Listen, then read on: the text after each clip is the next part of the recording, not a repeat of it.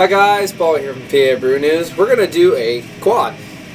This is Sly Fox Ichor. So check this out. What do we got here? Bottled and brewed Sly Fox. Sediment is at the bottom. And they are from Phoenixville and Roarsford, Pennsylvania. There's Roarsford, Phoenixville. What's the other one they're from? Pittston? I mean, I just see Sly Fox stuff all over the place. I don't even know where they're from anymore. They started in 2005. This is bottle conditioned, and let's see if we get an ABV on this one.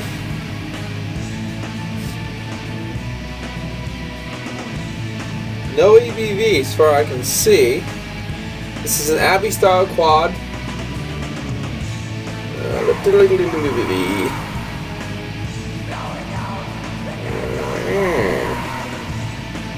Okay, slyfoxbeer.com. I'll definitely make sure I can find the ABV for you, so that's not going to be a problem.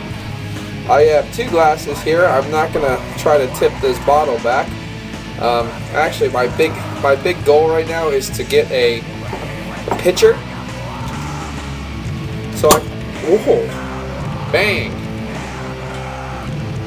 boom! That wasn't screwing around. Okay, is to get a pitcher so I can pour these quads and other ales in one shot and not have to. Oh man, that's carbonated. Not have to actually put the bottle back down, so I can keep all the lovely sedimentation where the sedimentation is supposed to stay.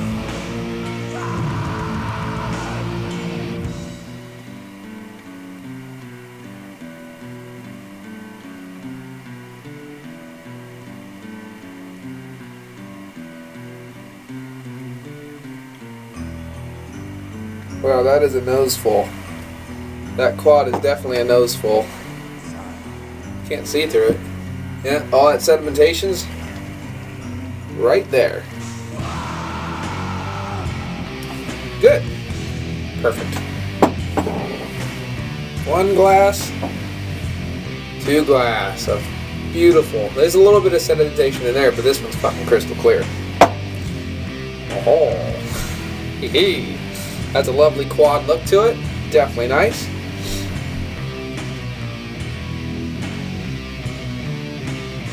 Oh my god, I love that smell. I love the smell of a good quad. I mean, you get your standard bread notes, a little bit of toast in there, but it's wrapped around all these huge, luscious, ripe fruits. You got raisins, a little port wine, figs, dates. I mean, all those like stone fruit, real rich caramel toffees, all playing together. I mean, if I just kind of look at it like this, if you like a Scotch ale, then there's a chance that you'll like a wee heavy. If you like a wee heavy and a Scotch ale, there's a chance you'll like a double bock. If you like a double bock, there's a chance that you'll like a barley wine. If you like a barley wine and a double bock and a wee heavy and a Scotch ale, there's a damn good chance you'll love a good quad. They all kind of interconnect somehow in flavor notes that you, the drinker, can kind of step up the ladder to.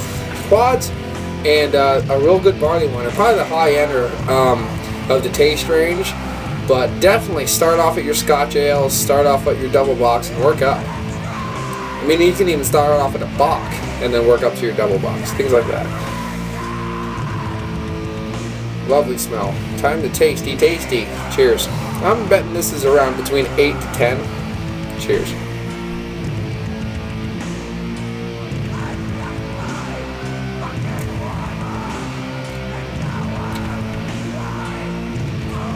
Wow. That finish is really clean and dry. Bit of alcohol burn, residual bitterness. You can feel it warming a little bit right here. That's really clean tasting.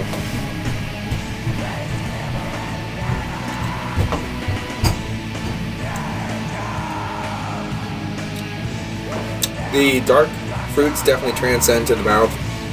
There's a lot of raisin in this. Bit of cherry.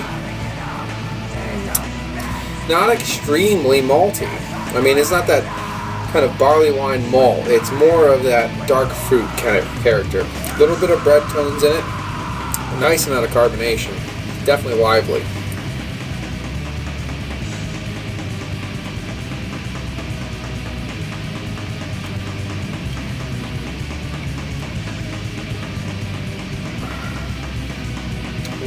It's a big boy. A little boozy. Kind of be expected with quads though.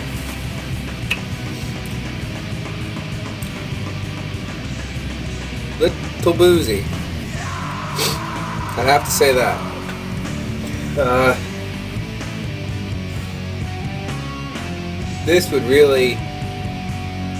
This kind of ale would really make a nice night, like end of the day drink. Well, this is after work, so this is technically, I know it's like 8 in the morning, but it's like my after work, end of the day drink.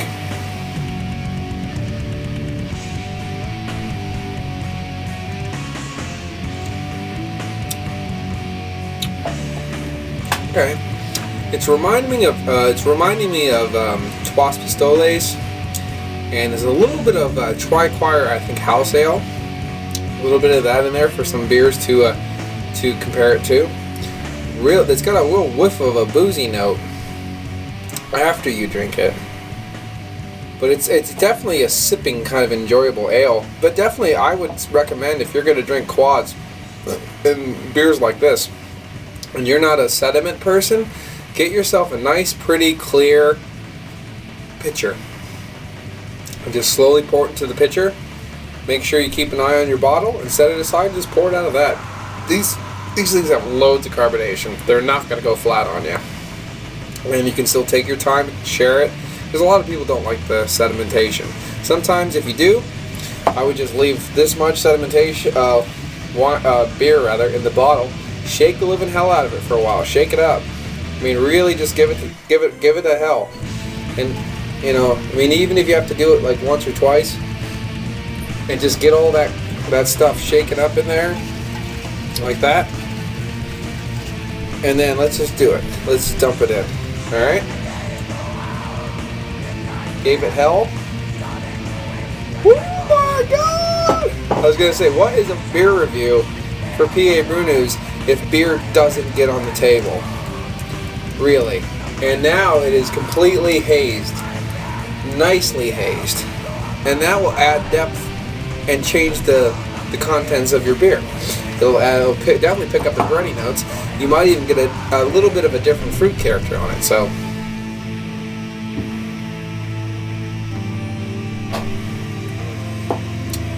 that's enjoyable. Let's try this one.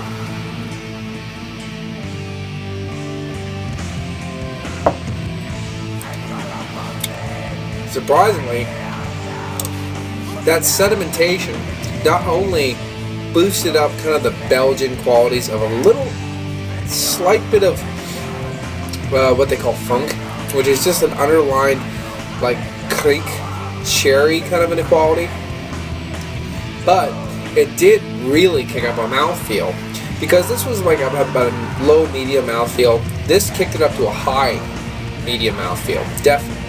A lot of that bready note came up. It finished really clean. Now, I can't really say clean. It finished bready. That's what I should say. It wrapped, like, if you just visualize it, just wrapped a little layer of bread around everything and just sucked up all that flavor.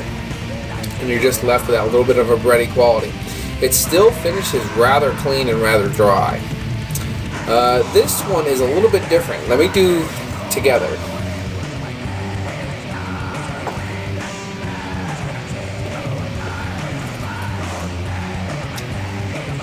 This has a lot of carbonation. A lot of those cherries, a lot of those raisins are playing around. A little bit of molasses playing around.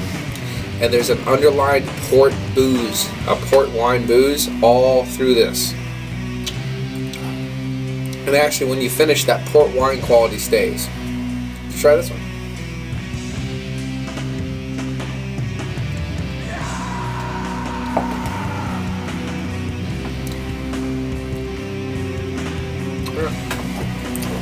Same thing, less lively, completely less lively. This is more of a dead bottle. This was more of a lively bottle.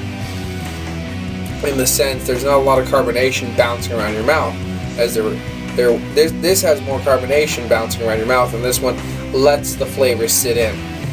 So this one has a very kicked up bread note. It has a very kicked up mouthfeel, and it kind of lets all the flavors subtly do their job instead of like the carbonation pushing it everywhere and then scraping the wake with.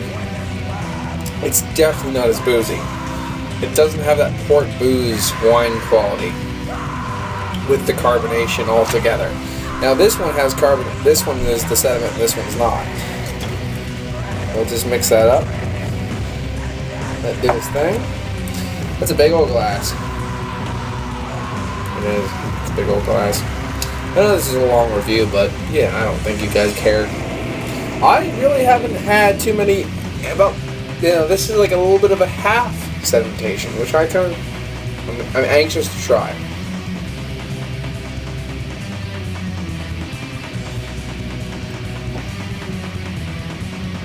That made me smile. It's got all those ripe fruits, a little bit of that port quality, definitely a kicked up mouthfeel.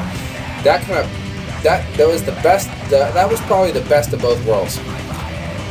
This ale, mind you, I think should be drank. I